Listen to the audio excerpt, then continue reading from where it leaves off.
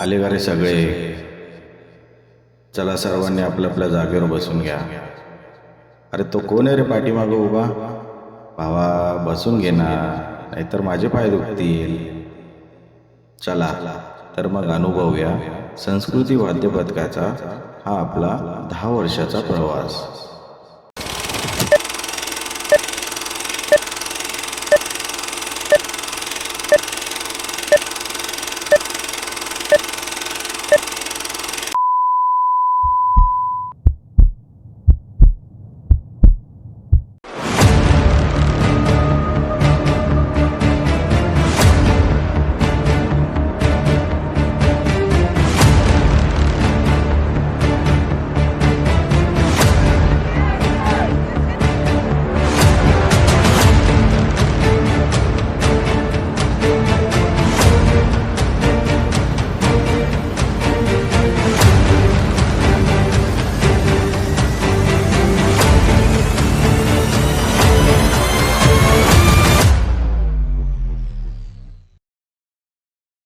नमस्कार, मी मनीष टाले.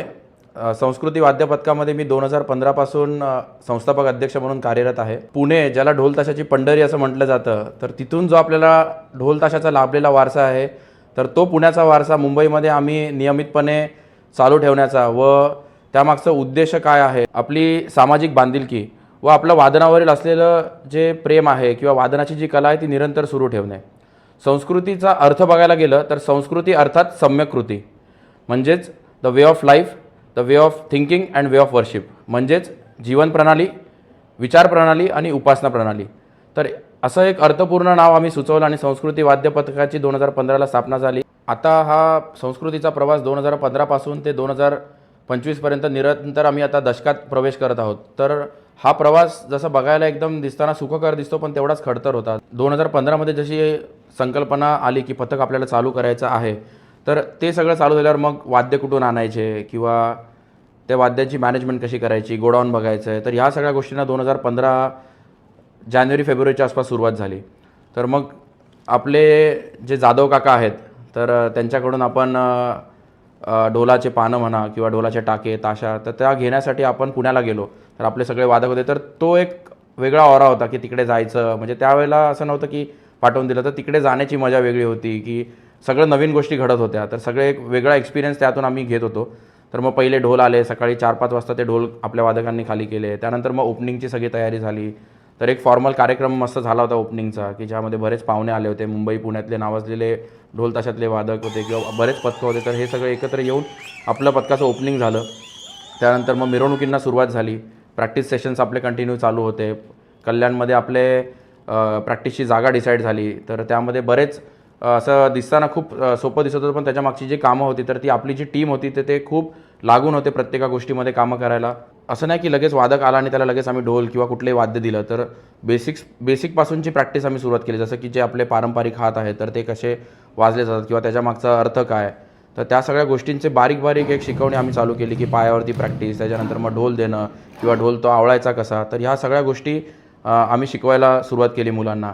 सो त्यानंतर जे खूप हेवी प्रॅक्टिस, जसं एक प्रॉपर मिलिटरी ट्रेनिंग स्कूलमध्ये गेल्यावर कसं एक proper step by step practice असते, तर तशा टाईपची प्रॅक्टिस सेशन्स आपण कंडक्ट केले. जसं आता मी सुरुवातीला बोललो की 25 ते 30 वादक घेऊन आम्ही पथकाची सुरुवात केली, पण तेच 25 ते 30 वादकांची आम्ही आज 200ची संख्या आपली झालेली आहे.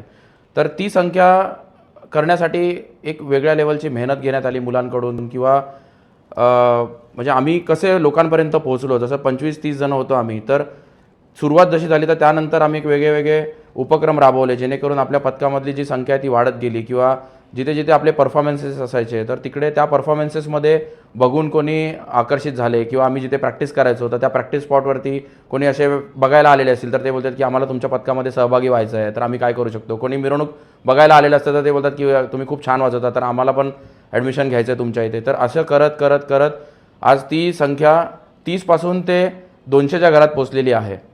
तरी एक खरंच एक अभिमानाची गोष्ट आहे. आणि फक्त कल्याणातूनच नाही, तर कल्याणाच्या बाहेरून मुंबईमधून जे बघायला गेलं तर महाराष्ट्रातल्या काही आपले जे भाग आहेत, तर तिथून देखील वादक कल्याणला ट्रॅव्हल करतात वाजवायला. त्यावेळेला त्यानंतरच्या ज्या मिरवणुका झाल्या, तर तिथे तो रिझल्ट खरंच बघायला मिळाला. वयाच्या 5 वर्षापासून ते 55 वर्षांच्या वृद्धांपर्यंत संस्कृती वाद्य पथकामध्ये वादकांचा सहभाग आहे आणि त्यामध्ये महिला देखील अग्रेसर स्थानावरती संस्कृती वाद्य पथकात उभ्या आहेत आणि एक आकर्षणाचा केंद्रबिंदू नक्कीच बनलेले आहेत. तर महिला देखील संस्कृती वाद्य पथकामध्ये त्यांचं जे स्थान आहे तर ते आम्ही एका वेगळ्या लेवलला ठेवलं आहे आणि मुली ज्या आहेत तर मुलांच्या खांद्याला खांदा लावून त्याच तोडीस तोड वादन करत आहेत आणि एक एक स्टेप बाय स्टेप आपण जसं बघत गेलो तर संस्कृती वाद्य पथक एक काय बोलतात कणभर वाढत एका छोट्याशा कल्पतरूचं एका वटवृक्षात रूपांतर झालेलं आपल्याला बघायला मिळालं. तर ही कल्याणमधून जी आपण एक छोटीशी ज्योत लावली होती ती अख्खी महाराष्ट्रभर पसरवली आणि संस्कृतीचे सर्व वादक आपले वादनकला घेऊन महाराष्ट्रात नाही तर महाराष्ट्राबाहेरसुद्धा पोचले. तर असेच खूप अनुभव संस्कृतीच्या वादकांना संस्कृती पथकाकडून खूप ऑपॉर्च्युनिटीज मिळाल्या आहेत, खूप मोठे मोठे वादनं करायला मिळाले आहेत आणि त्यांची जी वादन कला आहे तर ती खूप मोठ्या स्टेजवरती प्रेझेंट करण्याची संधी संस्कृती पथकाने सगळ्यांना दिलेली आहे. खरंच या वादकांचं सगळ्यांचं कौतुक आहे. तर पथक चालवताना भरपूर जबाबदारीने आम्हाला बऱ्याच गोष्टी हँडल करायला लागतात. जसं की संस्कृती वाद्य पथकामध्ये किंवा इतर कुठल्याही पथकामध्ये ज्यावेळेला वादक येतो तर त्याच्याकडे तो काय अपेक्षा ठेवून येत नाही किंवा त्याला काय मानधन मिळेल. तर एक फक्त आपली वादनाची कला जोपासण्यासाठी तो वादक आपल्या पथकात आलेला असतो. तर त्या प्रत्येका वादकाला सांभाळण्याची किंवा त्यांना पुढे घेऊन जाण्याची जबाबदारी ही आमच्यावरती असते किंवा बरेच वादनाच्या वेळेला कधी उशीर होतो त्यांना घरापर्यंत पोहोचवण्याची जबाबदारी किंवा प्रत्येका वादकाला पथकामध्ये येतोय तर तो त्याला मान सन्मान त्याचा मिळाला पाहिजे किंवा त्यांची पुरेपूर काळजी घेतली पाहिजे ह्याचं नक्कीच जबाबदारी आमच्यावरती असते. अनेक आव्हान आमच्यासमोर येतात किंवा मिरवणुकीला कधी काय प्रॉब्लेम्स येतात किंवा असे बरेच गोष्टी असतात की आम्ही कधी कुठे बाहेर ट्रॅव्हल करणार असतो मिरवणुकींना, त्यावेळेला बरेच प्रॉब्लेम्स येतात. आपण एका वेळेला कधी फ्लाईटने गेलेलो त्यावेळेला बरेच अडथळे आले होते की कसं पोचायचं तिथपर्यंत, एवढा पूर आला होता, पाणी रेल्वे ट्रॅक्स पूर्ण भरले होते, तरी पण आपण सगळ्या वादकांना सेफली बरेच मार्ग काढून त्यातून आपण पुढे जात आलो आहे. असं म्हणतात ना की पथक चालू करणं एक सोपी गोष्ट आहे पण ते पथक चालू झालेलं पथक टिकवणं ती एक मोठा टास्क आहे. तर त्यावेळेला संस्कृती वाद्य पथकाने प्रथमच मुंबईत शालेय ढोलताशा पथकाची सुरुवात केली. जसं आधी पुण्यामध्ये आपण बघितलं तर पुण्यामध्ये शाळेमध्ये ढोलताशाचे प्रशिक्षण दिले जाते. तर तसंच पहिल्यांदा संस्कृती वाद्य पथकाने गजानन विद्यालय म्हणून कल्याणमध्ये आहे तर त्यांच्या वादकांना एकत्र घेऊन ढोलताशाचे प्रशिक्षण शाळेमध्ये द्यायला सुरुवात केली. तर तिथूनच आपलं ध्वजपथक, झांज पथक आणि बर्ची पथक तर तिथून सुरुवात झाली. तर मुंबईमध्ये पहिलं झांज आणि बर्ची पथक संस्कृती वाद्य पथकाने पहिल्यांदा सादरीकरण केलं आणि ह्याचा खरंच संस्कृती वाद्य पथकाला गौरव आहे. आपल्या पथकाचे वेगवेगळे ताल आपण बसवतो जेणेकरून प्रेक्षकांना वेगवेगळं काय ऐकण्याचा एक आनंद घेता येईल. तर यासाठी पथकातले जे अनुभवी वादक आहेत तर ते एकत्र येऊन एक त्यांची टीम बनते की आम्ही त्याला स्वरतरंग असं नाव दिलं आहे.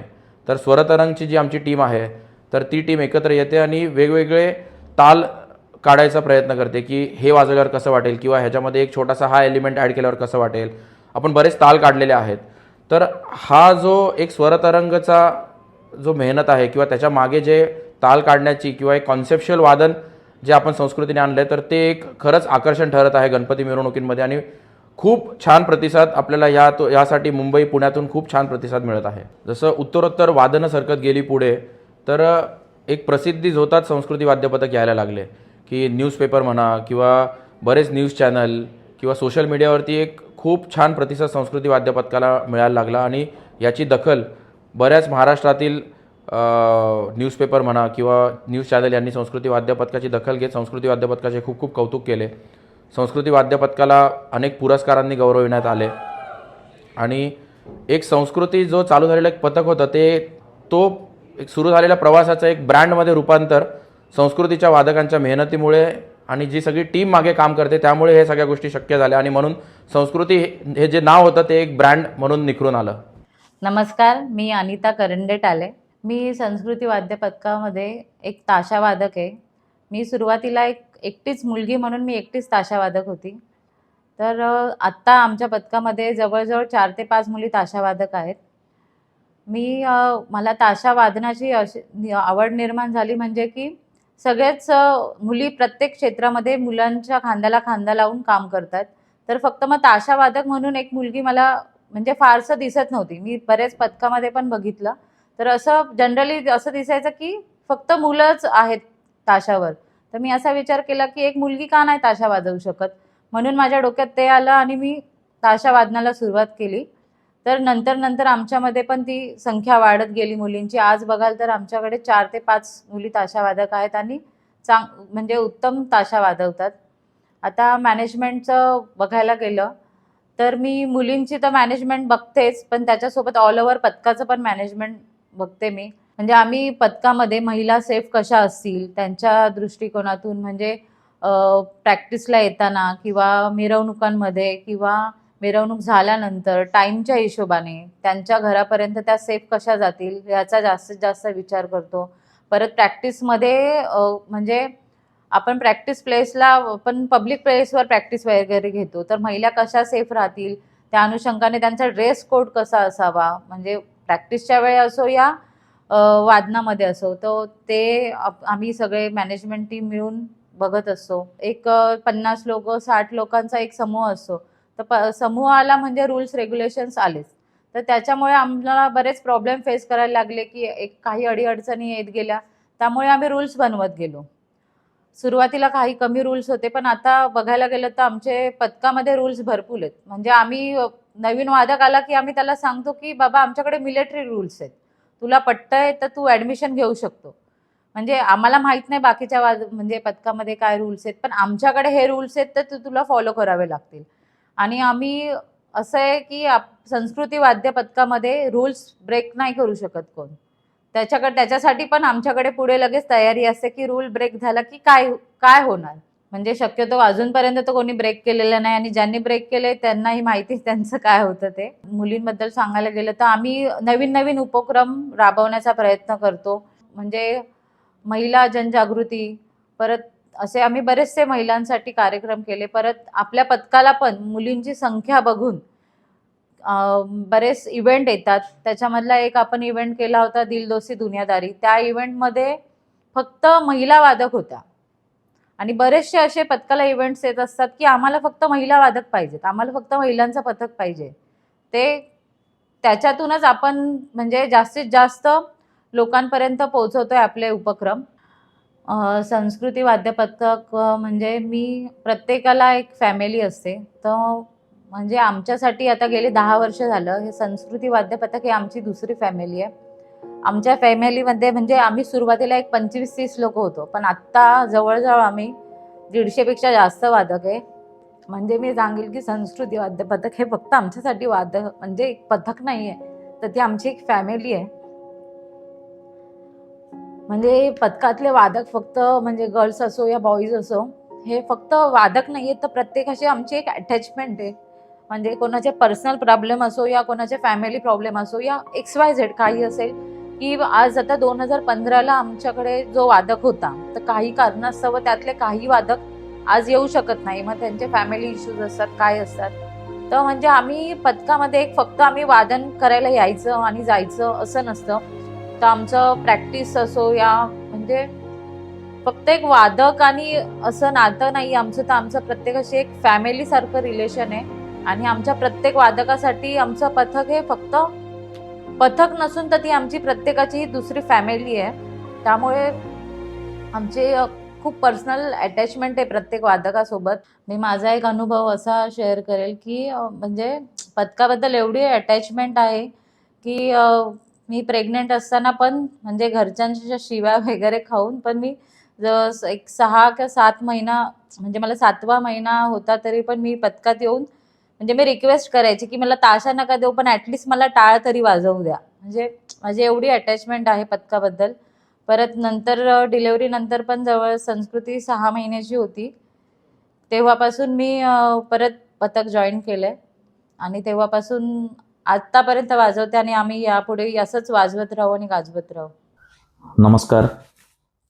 मी संस्कृती वाद्य पथकाचा वादक म्हणून आणि संस्कृती वाद्य पथकाचा मॅनेजमेंट टीमचा भाग म्हणून 2015 पासून कार्यरत आहे. एक मॅनेजमेंटचा पार्ट म्हणायचं झालं तर एक यावर्षीची आमची ताडदेवची मिरवणूक म्हणजे 3 दिवसांमध्ये जवळजवळ दिवसातले 16 ते 17 तास आम्ही कामच करत होतो. आमच्या अध्यक्षांचं असं आहे की 15 दिवस आधी विचारला किंवा सजेशन दिलं की हे करायचं का, तर ते म्हणे हा बघूया करूया. आणि 3 दिवसा आधी रात्री 11 वाजता मला कॉल आला, मंदार हे करायचंय, कसं करायचंय तू बघ. आणि कसं आहे ना, की हा विश्वास आणि या सगळ्या गोष्टी पार पाडल्या जातील मॅनेजमेंटकडून, हा अध्यक्षांचा असलेला विश्वास हा खूप महत्वाचा आहे. आणि हा म्हणजे असा एक दिवसात आलेला नाही आहे. त्याला गेली 10 वर्षाची मेहनत आहे आमच्या मॅनेजमेंट टीमची. जेव्हा त्यांच्या मागे भरभक्कमपणे उभे राहणारे वादक आणि त्यांची टीम असते ना, तेव्हा तो अध्यक्ष बिनधास्तपणे सगळ्या गोष्टींना सामोरं जातो. तसे आमचे अध्यक्ष आहेत मनीष ताळे, की त्यांना माहिती आहे की त्यांची बॅकअप टीम एकदम खंबीर आहे. म्हणजे मी आता जे सांगत होतो की 11 वाजता मला फोन आला की यार मंदार, ही गोष्ट आपल्याला करायची आहे. कशी करायची आहे मला माहिती नाही, तू बघ. आणि खरंच माझी जी मॅनेजमेंट टीम आहे ना, म्हणजे कोणाचं एकाचं नाव घेणं रास्त होणार नाही इथे. सगळे जेवढे पण एखादी मिरवणूक सक्सेसफुल होण्यासाठी जे मेहनत घेतात, खूप अप्रतिमरित्या सगळ्यांनी रात्रभर मेहनत करून मग आमचं ट्रॉलीच्या वरती आम्ही थर्मोकॉलचं पूर्ण कृष्णाची प्रतिकृती किंवा जो परफॉर्मर होता आमचा कृष्ण, त्याच्याशी कॉन्टॅक्ट करणं, त्यांना साईटवरती बोलवणं, फोर्कलिफ्ट सजवणं, खूप छोट्या छोट्या गोष्टी असतात. आणि बऱ्याचदा मग थोडंसं माझा एक वेगळा रूप बाहेर येतं मिरवणुकीच्या वेळेस. माझ्या वादकांना मी ओरडलं जातं माझ्याकडून एखादं काम होत नसेल तर. पण ते सगळं एक आपुलकी पोटी असतं किंवा संस्कृती वाद्य पथकासाठी असतं. आणि मी प्राऊडली सांगतो की गेली 10 वर्षामध्ये मी माझ्या वादकांबरोबर इतका रूडली मिरवणुकीच्या टायमाला थोडाफार वागलो असेल, पण आज तागायत माझ्या कुठल्याही वादकाला त्या गोष्टीचा राग आलेला नाही आहे. कारण की त्यांना माहिती असतं की मॅनेजमेंट टीम म्हणून आणि अध्यक्ष म्हणून आमच्यावरती मिरवणुकीच्या वेळेस एवढं प्रेशर असतं की बाबा सगळ्या वादकांना वेळेवर पोहोचवणं, त्यांचं खाणं पिणं बघणं, मंडळाशी कॉर्डिनेट करणं, टायमिंग स्लॉट आपला परफेक्ट त्या टायमाला आपण पोचलं पाहिजे, टेम्पो पोचला पाहिजे, बस पोचला पाहिजे. 100 गोष्टी असतात आणि या 100 काही 1000 गोष्टी पार पाडत संस्कृती वाद्य पथक आज 10व्या वर्षात पदार्पण करते. नमस्कार, माझं नाव रोहित सुरेश पवार. मी पथकामध्ये ॲज अ ढोल लीड म्हणून आहे. नमस्कार, माझं नाव सौरभ गणेश परदेशी. मी पण संस्कृती वाद्य पथकात ॲज अ ढोल लीडर आहे. जसे लीडर म्हणून आम्ही आहेत, तर दरवर्षी आमच्या पथकात नवीन नवीन न्यू ॲडमिशन्स येतात. तर त्यांना काय काय मुली असं असतात की त्यांना ढोल वादक याबद्दल काहीच माहितीच नसतं. आम्हाला सर्वात पहिले त्या त्या एक इंडिव्हिज्युअलच्या डोक्यातनं ही गोष्ट काढायची असते की ढोल ताशा म्हणजे फक्त धांगाड-धिंगा ह्या गोष्टी नसतात. ढोल ताशा म्हणजे एक आपलं संस्कृती आहे. तर त्यामध्ये ढोल ताशामध्ये जे 2 डिव्हाईड केलेलं असतो आपण, जे मावळ आणि सांस्कृतिक. ह्या 2 ह्याच्यामधला डिफरन्स आम्ही त्यांना सांगतो की नक्की तुम्ही काय करता. त्यांना पूर्ण स्टार्टिंगपासून आम्हाला शिकवायचं असतं की पान काय, मेनी काय असते, दोरी कशी असते, ताल काय काय असतात, हात एक प्रकार गोष्ट आहे ढोल इंडस्ट्रीमध्ये, ते कसं होतात. ते चालू असताना पण म्हणजे आमच्यावर अजून एक असतं की आपण वादनात या दरवर्षी नवीन काय करूया. तर ताल सेट करणं हे पण एक आमच्यावर आहे. तर आम्ही आहेत जे लीडर्स आहेत ते वेगळे ताल सेट करतात. मागच्या वर्षी जसा आमचा एक ताल होता दहीहंडीचा, तो ताल तर आम्ही एक गाणं आमच्या तोंडात चालू होतं प्रॅक्टिसमध्ये. तर तो प्रॅक्टिसच्या गाण्याच्या ह्याच्यातनं रूपातनं आम्ही तो ताल साक्षात आणला. मला 10 वर्ष झाले मी वाजवतोय. पण लास्ट वर्षी माझ्या लाईफमध्ये एक ट्रॅजिक इन्सिडेंट झाला. ते ट्रेन ॲक्सिडेंट. माझा लेफ्ट हँड म्हणजे जो मेन थापीचा हात आहे तोच माझा इंजर्ड झालेला आणि ते पण मेजर इंजर्ड झालेला. तर माझ्याकडे काय ऑप्शन नव्हतं की मी वाजवणार की नाही. क्वेश्चन मार्क होता माझ्याकडे की मी वाजवणार पुढे की नाही वाजवणार. कारण डॉक्टर सगळे हे बोलत होते की तेरा हात हिलेगा ही नहीं अभी. लाईक असं ते गोष्टी होत्या की तुझं बोट हलणार नाही, तू पुढे काय वाजवणार नाही, काय नाही. पण मनीषदा, अनिताताई, मंदार महाजन आणि पूर्ण संस्कृती वाद्य पथकाने मला खूप सपोर्ट केलं. मला एक परत कॉन्फिडन्स आलं की नाही तू वाजवू शकतो. आणि बाप्पाच्या आशीर्वादाने मी परत वाजवायला लागलो आणि पथकाची पहिली मिरवणूक होती आगमन तारदेवचा राजा.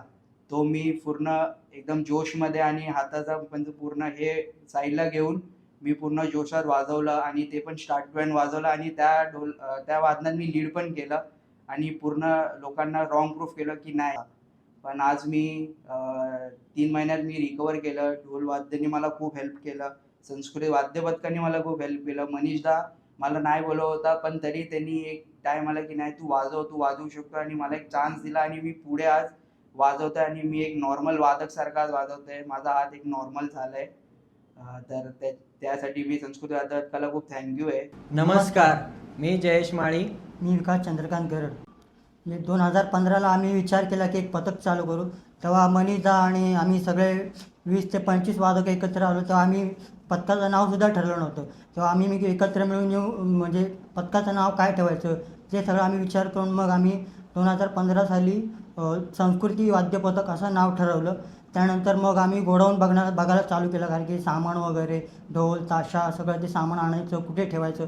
तर त्यानंतर आम्ही कल्याणमध्ये ते गोडाऊन बघितलं. तेव्हा स्टार्टिंगला आम्ही 30 ढोल आणले होते, 15-16 ताशा आणले होते आणि बाकीचं इतर सामान आणलं होतं जे आपल्याला लागतं ते. आणि त्यानंतर मग हळूहळू ढोल आणि ताशे आमचे वाढत गेले. मग त्यानंतर तर आम्हाला गोडाऊन कमी पडायला लागला. स्टार्टिंगला जास्त जण कोणी गोडाऊनला येत नसायचं. जवळजवळ 5 ते 6 जणच आम्ही गोडाऊनला यायचो, ढोल वगैरे कसायचो. आणि मग नंतर तो त्रास म्हणजे वाटत होता आम्हाला. नंतर हळूहळू जसे वादक वाढत गेले तसे मग अजून वादकांची संख्या वाढत गेली. तशी मग मुलं यायला लागली. त्यांना म्हणजे आम्ही सांगितलं की जसं आपल्याला वादन महत्त्वाचं आहे तसंच आपल्याला मेंटेनन्स आणि ढोल कसणं हे सगळं महत्त्वाचं आहे. तसे हळूहळू वादक वाढत गेले. त्यानंतर मग जयेश माळी वगैरे, रोहित पवार वगैरे ह्या लोकांनी पण हातभार लावायला चालू केला. गेली 6 वर्ष मी पथकात रुजू आहे. 2019 पासून पथकात जेव्हापासून मी जॉईन झालो तेव्हापासून मी, विकास आणि बरेचसे आमचे वादक मित्र आम्ही एकत्र पथकाच्या मॅनेजमेंटची कामं किंवा मेंटेनन्स रिलेटेड कामं सगळी बघत आहोत एकत्र. त्या मेंटेनन्सच्या बाबतीत वादनाच्या वेळेस किती ढोल आणावेत, ते ढोल कसे मेंटेन केले जातात, त्या ढोलांचे तयार ढोल करण्यापासून, त्या ढोलाला शाई लावण्यापासून, ताशे तयार करण्यापर्यंत, टेम्पो भरण्यापर्यंत, या व्यतिरिक्तसुद्धा पुण्यातून सामान इथे कोणता सामान किती क्वांटिटीत येणार, कसा येणार, हे सगळं आम्ही जे गोडाऊनचे मेंबर्स आहोत ते सगळे बघत आलो आहे. संस्कृती वाद्य पथकाने आम्हाला शिकवल्याप्रमाणे आम्ही जे शिकलो आहे ते नवीन येणाऱ्या पिढीला, नवीन येणाऱ्या वादकांना शिकवण्याचा पुरेपूर प्रयत्न करत आहोत. जे वादक येतात नवीन, त्या नवीन वादकांना आम्ही व्यवस्थित ढोल मेंटेन करणं, ढोलाचा एकदम बेस, जर तुम्ही ढोल वादक आहात आणि जर तुम्ही स्वतःच्या ढोलाची काळजी कशी करायची हे शिकलात तर तुम्ही वादकाच्या पहिल्या पायरीवरती चढून उभे राहिले आहात असं आम्ही मानतो. कारण आम्हाला ती शिकवण आलेली होती. तर त्यानुसार आम्ही पुढे ती शिकवण देत आहोत नवीन वादकांना ढोलाला शाई कशी लावायची, ढोल कसा जातो, त्याचा वापर कसा करायचा, पानं कशी मुरवायची, इथपर्यंत आम्ही सगळं व्यवस्थित नवीन वादकांना शिकवतो. नमस्कार, मी अक्षय धर्मा मुंडे. नमस्कार, माझं नाव मयुरेश संतोष कासार. माझी सुरुवात वादनाशी अशी झाली की माझ्या वडिलांनी माझ्या घरी मागे गणपती बसतो, तर त्यांनी कुठेतरी वादन चालू होतं ढोलताशा पथकाचं, तिकडे त्यांनी बघितलं. मग नंतर घरी गणपतीच्या विसर्जनाच्या दिवशी घरी ढोलताशा पथक लावलं होतं, तिकडे मी ढोलताशा पथक बघितलं, ते मला वादनाची आवड निर्माण झाली. मग त्याच्यानंतर मी संस्कृती वाद्य पथक जॉईन केलं. नंतर वादनाची अशी आवड निर्माण झाली का म्हणजे कंटिन्यू वादन, डोक्यात वादन एके वादन प्लस सगळं एज्युकेशन वगैरे सर्व, प्लस नंतर मनीषदादांनी काय क्वालिटीज बघितल्या माझ्यामध्ये का वादनाचं कसं मी काय करतोय, वादन करतोय, तर त्यांनी मला लिडिंगचा चान्स दिला आणि संस्कृती वाद्य पथकामध्ये मी एक लीडर म्हणून काम करतोय. माझा प्रवास असा सुरू झाला की मी शाळेमध्ये गणपतीला आमच्या ढोलताशा पथक लागायचं, तर ते मी पाहिलेलं. आणि त्याच काळामध्ये 2017 पासून मी पथकात आहे. तर तेव्हा मी संस्कृती वाद्य पथक पाहिलेलं आमच्या इथे गणपती आगमनाला लागलेलं. ते पाहून मला असं वाटलं की यार हे भारी आहे, हे यात मला जायचं आहे. त्यानंतर मी पथकात प्रवेश घेतला. तर तेव्हा 2017 ते आता 2025 पथकाचा प्रवास असा रोलर कोस्टर राईड सारखा झाला आहे. अप्स आले, डाऊन्स आले, पण त्यांना आम्ही असं घाबरलो नाही, त्यांना फेस केलं. आणि पथकासाठी जे बोलतो ना की यार ये इसके लिए तो सब कर देंगे भाई, तर पथकाचं नाव कधी खाली नाही पडू देणार, त्यासाठी सदैव प्रयत्नात राहू. आणि आता टॉपला तर कायम टॉपलाच राहायचंय बस. नमस्कार, माझं नाव अनिकेत शिवाजी रेडेकर आणि माझं नाव आदित्य नंदकिशोर जुगाडे. मी संस्कृती वाद्य पथकामध्ये 2015 पासून आहे. मी त्या पथकामध्ये पहिले ताशावादक होतो, पण 2015ला सुदैवाने चिंतामणी आगमनाची वादनाची बोलताना सुवर्ण संधी संस्कृती पथकाला मिळाली. तेव्हा आमचे अध्यक्ष मनीष टाळे यांनी तेव्हा एक निर्णय घेतला की आपण आपल्या पथकामध्ये पहिल्यांदा ध्वज सुरू करू.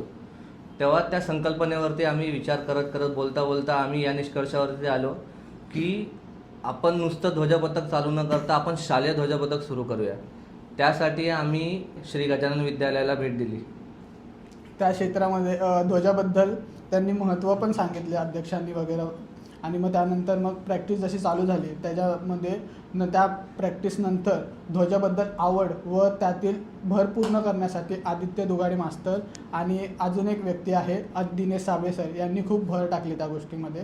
व तसेच करत करत सराव संपन्न झाला व चिंचपोकळीच्या चिंतामणी या ठिकाणी प्रथम शालेय वाद्यपथकमधून संस्कृतीने मानाचे 5 ध्वज जे की शालेय ध्वजपथक म्हणून त्या ठिकाणी वादनाची मानवंदना दिली. पण 2016च्या गुढीपाडव्याला आम्ही असा विचार केला की कुठेतरी आपण पुढे गेलं पाहिजे अजून. तर तेव्हा आम्ही पहिल्यांदा असा विचार केला की 11 ध्वज पूर्ण मुंबईमध्ये कोणी लावले नव्हते.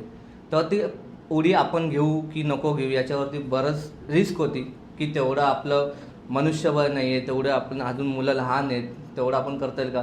मग त्याच्यावरती आमच्या अध्यक्षांनी असा निर्णय काढला की फक्त ध्वज टीमच वेगळी नाही तर प्रत्येक पथकातल्या वादकाला हे ध्वज आलंच पाहिजे. मग तेव्हापासून आम्ही ढोल वादक असू दे किंवा ताशा वादक असू दे याला ज्यांना ज्यांना आवड निर्माण बोलतं झाली आहे किंवा ज्यांना येते त्यांना आम्ही प्रशिक्षण देण्यास सुरुवात केलं. मग ते प्रशिक्षण देता देता जी पूर्ण टीम तयार झाली 20 जणांची, ती पूर्णच्या पूर्ण 20 जणांची टीम ही 2016च्या गुढीपाडव्याला 11 ध्वज लावून मुंबईतलं पहिलं मानाचं पथक ठरलं. खूप काही ठिकाणावरून आम्ही शिकून घेतलं, जसे की पुण्यावरनं देखील आम्ही काही गोष्टी बघितल्या शिकलो. व त्यानंतर मग मुंबईमधील पहिले झांज पथक व बर्ची नृत्य करणारे संस्कृती वाद्य पथक ह्यांनी सुरुवात केली. मग त्यानंतर प्रवास आत्तापर्यंत 2018 झाला, 19 झाला. काही कोविडच्या काळामध्ये पण थोडा गॅप आला, पण तेव्हा पण संस्कृती पथक थांबलं नाही. आत्ता 2025मध्ये पाऊल ठेवताना एक अभिमानाची गोष्ट असं वाटते की मी या पथकाचा भाग झालो आहे डे 1 पासून. आणि बोलता ना की इथं आल्यावरती जे मेंटल पीस मिळतं ना ते बाकी कुठेच मिळत नाही. कारण जीवनाच्या धकाधकीच्या जीवनामध्ये जेव्हा आपण थकून जेव्हा आपण वादनाला येतो किंवा प्रॅक्टिसला येतो तेव्हा ते वाद्य, ते ताल, ते सगळी शिस्तबद्ध सगळं म्हणजे सगळंच बघून ना तिथं रिलॅक्स वाटतं की कोण इथं आपल्याला जज करणारं नाही आहे, कोण आपल्याला नावं ठेवणार नाही, कोण आपली परीक्षा घेत नाही. आपण आपले इथं मनाच्या राजावर. त्यामुळे आम्ही असं होप करतो की हे पुढे कंटिन्यू चालत राहू नये. मी किंवा माझे सवंगडी आहेत ते कायम या संस्कृती पथकाच्या सोबतच आहेत. नमस्कार, मी शिवानी सुतार. मी कुजू अवस्कर. मी संस्कृती वाद्य पथकामध्ये 2019 पासून आहे. मी एक ध्वजधारी म्हणून संस्कृती वाद्य पथकात आहे आणि एक मुलगी ध्वजधारी असल्याचा खूप काही अनुभव आहेत. पण त्यातला एक आवडता अनुभव म्हणजे कोल्हापूरच्या आदनात ज्या नऊवारी साडी घालून वादन केलेलं आणि कल्लोळ नाचवलेला सुरुवातीला, तेव्हा काही तिकडच्या रहिवासी महिलांनी येऊन म्हणजे असं खूप रिस्पेक्ट आणि आदराने म्हणाले की तुला बघून आमच्या अंगावर काटे आले आणि खूप प्राऊड वाटलं तुला बघून आम्हाला. सो तो एक आतापर्यंतचा फेवरेट अनुभव आहे आणि तेवढा रिस्पेक्ट आणि मान आय गेस कुठं नाही भेटू शकत जेवढा पथकात भेटतो सगळ्यांना. पथकातली एक सगळ्यात चांगली गोष्ट जी मला आवडली आहे की मिरवणुका लेटपर्यंत असतात, पण त्याच्यानंतर सुद्धा पथक हे खूप चांगली काळजी घेतं मुलींना घरेपर्यंत पोचवण्याची. मुली नीट पोचल्या पाहिजेत, त्यांना कॅबची व्यवस्था करून देतात. आउटडोअरला जाताना नेहमी मुलींची सिक्युरिटी लक्षात ठेवतात आणि त्यांचं कंपार्टमेंट नेहमी मॅनेजमेंटसोबतच असतं. आउटडोअरचा मेन हे एक चांगलं आहे की तिकडे जाऊन लोक एक वेगळ्या दृष्टिकोनाने महाराष्ट्राच्या मुलींना पाहतात. जेव्हा महाराष्ट्राच्या बाहेर जातो तर ते खूप छान वाटतं की संस्कृती जपतोय महाराष्ट्राची आणि ती गोष्ट खूपच जास्त चांगली वाटते. खूप छान फील होतं की हां, बाहेरचे लोक खूप पुढाकार घेत आहेत या गोष्टींना, ढोल पथकाला वरती घेऊन जात आहेत. आउटडोअरला गेल्यानंतर तिकडे नेहमी मुलींना वेगळी सोय केली जाते, त्यांना रूम्स प्रोव्हाइड करतात. ती एक खूप चांगली गोष्ट आहे. आम्हाला पथकात खूप जास्त आवडतं. मुली खूप जास्त मजा करतात, खूप कमाल धमाल होते. ट्रेनने येताना जाताना टिफिन शेअर करताना खूप जास्त मजा येते. असं वाटत नाही की पथक आहे, नेहमी हे फॅमिलीच वाटतं नेहमी. नमस्कार. मी राहुल कोकणे. मी प्रतीक कमलाकर जाधव. मी संस्कृती वाद्य पथकाचा गेल्या 10 वर्षापासूनचा एक भाग आहे. मी आधी एक ढोलवादक होतो, त्याच्यानंतर ध्वजधारी आणि आता सध्या मी मॅनेजमेंट टीमचा एक सदस्य आहे. मी काही 3-4 वर्षापासून मॅनेजमेंट टीममध्ये काम करतो आणि ते कामाचं असं असतं की मला नवीन ॲडमिशन्स जे येतात आपल्या पथकामध्ये त्यांचा फॉलोअप घेणं, त्यांचे जे रजिस्ट्रेशन केलेले असतात त्यांना कॉल करणं, त्यांना ग्रुप बॉईज असेल बॉईज ग्रुप आणि गर्ल्सचा वेगळा ग्रुप त्याच्यामध्ये ॲड केल्यानंतर मग प्रॅक्टिस लागते. आपली प्रॅक्टिस चालू झाल्यावर त्यांना मेसेज करणं, मग किती जणांचा काउंट आला आहे, किती जणांचा काउंट नाही आला आहे, त्यांना कॉल करून काय येत आहे, काय येत नाही आहेत किंवा काय आहे त्यांचे प्रॉब्लेम्स वगैरे, ते सगळे मी त्यांच्याकडून माहिती घेतो. तर आपल्याला माहितीच असेल की आपलं पथक काहीतरी नवीन आणि उत्कृष्ट देण्याचाच प्रयत्न करत असतो. त्याचप्रमाणे आपल्या वादकांच्या इच्छेखातर आपल्या एक आउटडोरच्या मिरवणुकीसाठी आपण 70 वादकांना फ्लाईटने प्रवास करून सुरुवात केली होती. तिकडच्या मिरवणुकीमध्ये खरं तर खूप क्राऊड होता आणि ते मॅनेज करणं कठीण होतं. तेव्हा आपल्या वादकांच्या भोवती सगळे बाउन्सरची व्यवस्था वगैरे करून दिली होती. आपलं वादन हे फक्त समोर दिसतं, पण त्याच्या मागचे खूप सारे कामं असतात. जसं की आउटडोअरसाठी एक्सेल मॅनेज करणं, जसं की किती वादक येणार आहे, त्यांचं तिकीटिंग, त्यांचं सीटिंग, त्यांचं बर्थ वगैरे कुठे काय ते ॲक्च्युली खूप बॅकग्राऊंडला ही कामं चालूच असतात. त्याच्यामध्ये माझा एक भाग असतो मॅनेजमेंटसोबत. संस्कृती वाद्य पथक आपल्या वादनातून अनेक सामाजिक संदेश पण देत असतात. याच्या आधी बरेचदा आपण रोड सेफ्टीचे मेसेज दिलेला आहे आपल्या वादनातून. परत गो ग्रीनचा आपण एक मेसेज दिलेला. परत आता रिसेंटमध्ये आपण महाराजांच्या काळामध्ये स्त्रीचा अवमान करणाऱ्यांचा त्यांना कशी शिक्षा दिली जायची ह्याच्यावरती आपण एक कॉन्सेप्ट बसवलेली आणि आपल्या वादनातून त्याचं सादरीकरण केलेलं. परत आपण वेगवेगळे तालही बसवले आहेत. आतापर्यंत आपण महाकालचा ताल बसवलेला आहे. परत ह्या वर्षी आपण गोपाला रे गोविंदा हा एक ताल बसवलेला आहे आणि अजून एक अनरिलीज आपला एक ताल आहे जो येणाऱ्या गणेश उत्सवाच्या दरम्यान आपण तो रिलीज करणार आहोत. आणि असे बरेचसे उपक्रम आपण घेत असतो आणि संस्कृती वाद्य पथकातर्फे लोकांपर्यंत पोहोचवत असतो. नमस्कार, मी संदीप पावनकर, संस्कृती वाद्य पथकातला मॅनेजमेंट सदस्य आहे. गेल्या 10 वर्षापासून मी ढोलवादन करत होतो. त्यानंतर माझा एक अपघात झाला, त्यामध्ये माझ्या पायाला इजा झाली. त्यामुळे मी हळूहळू मॅनेजमेंटमध्ये सरकत गेलो. मॅनेजमेंटमध्ये सरकल्यानंतर मी असं जाणवलं की बाबा प्रत्येक वादकासाठी एक नवीन संधी असते, ती नवीन वादकांना द्यायला हवी. म्हणून मी ढोलवादन कमी करून मॅनेजमेंटमध्ये गेलो. मॅनेजमेंटमध्ये म्हणजे जसं मुलांना पाणी वगैरे देणं, त्यांना प्रॅक्टिसमध्ये जे काय लागत असेल त्यांच्यासाठी घेऊन येणं, त्यांना जर एखाद्याला इजा वगैरे झाली तर ते त्यांना फर्स्ट एड वगैरे करणं. जेव्हा कधी मिरवणूक असते त्यावेळेस सगळ्यात आधी मॅनेजमेंट सदस्य जे आहेत हे मिरवणुकीला लागणारे सगळं साहित्य जमा करतात. जर एखाद्या वादकाला चालू मिरवणुकीमध्ये जर काही इजा वगैरे झाली तर त्याला तिथे मॅनेजमेंट सदस्य जे असतात ती फर्स्ट एड देतात. फर्स्ट एड दिल्यानंतर जर एखाद्याची त्याला थोडा वेळ आराम वगैरे करायला व्यवस्थित जागी बसवतात. जर एखाद्याला दुखापत जर गंभीर असेल तर त्याला जवळच्याच कोणत्याही रुग्णालयात वगैरे घेऊन जाऊन त्याच्यावर तिथे इलाज केले जातात.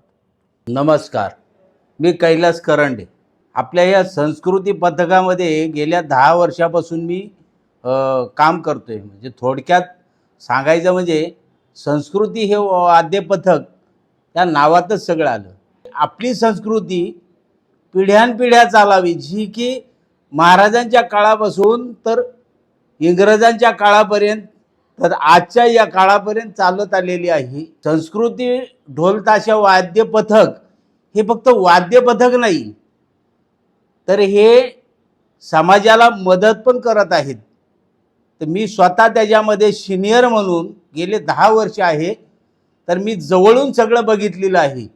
मग त्यामध्ये कोल्हापूरचा महापूर असो किंवा कोरोनाचा काळ असो, सहकार्यातून समृद्धीकडे हे एक उद्दिष्ट ठेवून आमच्या पथकाने जी वाटचाल केली 10 वर्षामध्ये ही अशीच अविरत चालू राहो हीच ईश्वरचरणी माझी प्रार्थना.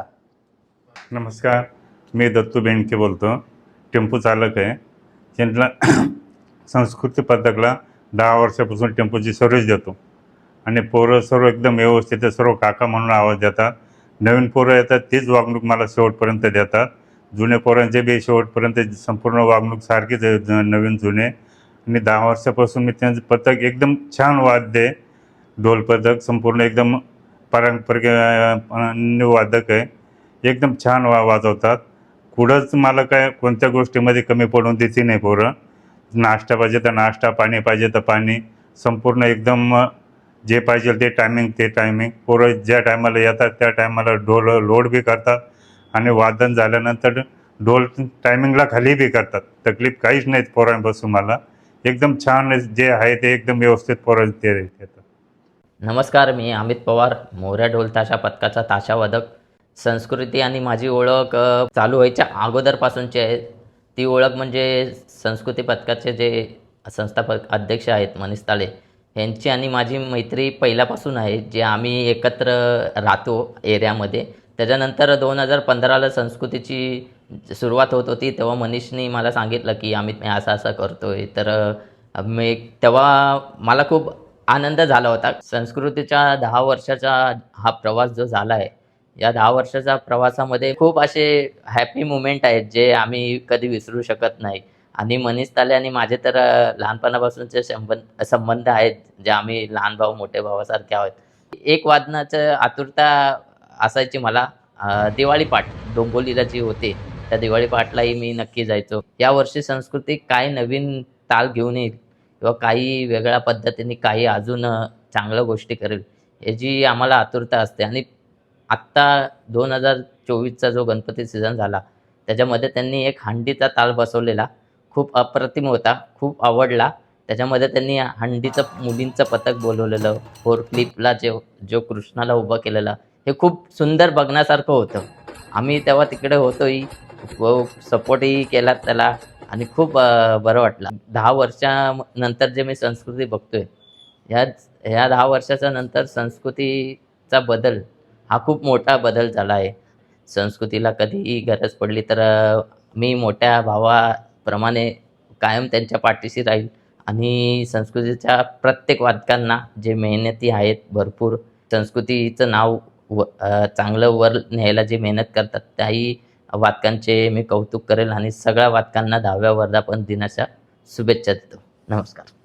मनीष आणि मंदार दोघं आले म्हणजे काका पथक चालू करायचं. गेलं माझ्याकडनं जेवढं होईल तेवढं मी करत. त्यांनी सगळं नवीन सामान घेतलं, चालू केलं. आजपर्यंत त्यांनी बाहेर कुठनं काही घेतलं नाही. मस्त सगळे त्यांना सांगत होते इकडनं घ्या तिकडनं घ्या, नाही ते नाही, जाधव काकाच फक्त. आणि इथून पुढे बी असा सपोर्ट राहील. आणि पथकाला मंदार आणि मनीषचा जो सपोर्ट आहे तेव्हा अख्ख्या कल्याणमध्ये सुद्धा नाहीये. कल्याणमध्ये एकमेव पथक असं टिकून आहे की कसला वादविवाद नाही, काही नाही. पोरं बी व्यवस्थित सांभाळल्या जातात. त्याने कल्याणमधले 1 नंबरचं पथक आहे संस्कृती वाद्य पथक. संस्कृती वाद्य पथकाला 10व्या वर्धापन दिनाच्या खूप खूप शुभेच्छा. नमस्कार, जय श्रीराम. मी राहुल विजय उके, संस्थापक अध्यक्ष दैवत वाद्य पथक वर्धा.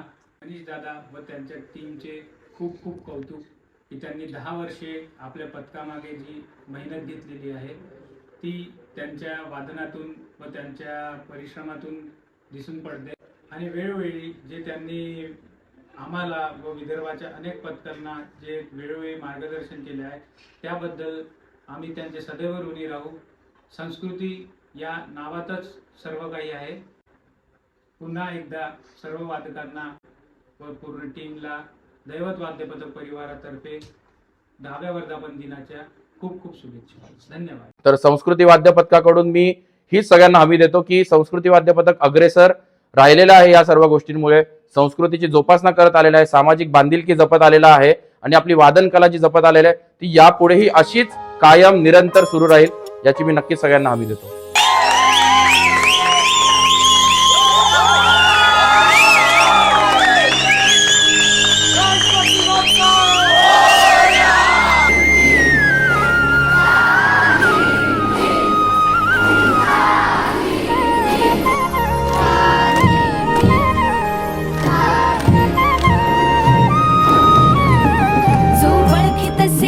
पक्ष म्हणजे मोठी लढाई, मोठी लढाई.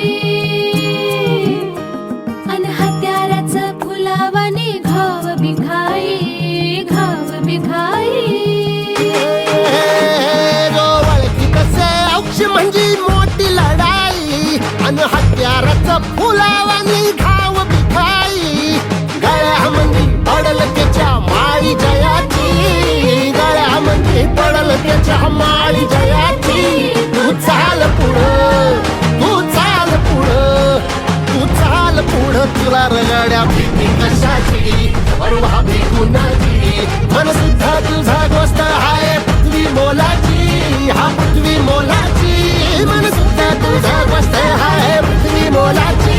तू चाल पुढं, तुला रगड्या भीती कशाची, परवा भी कुणाची.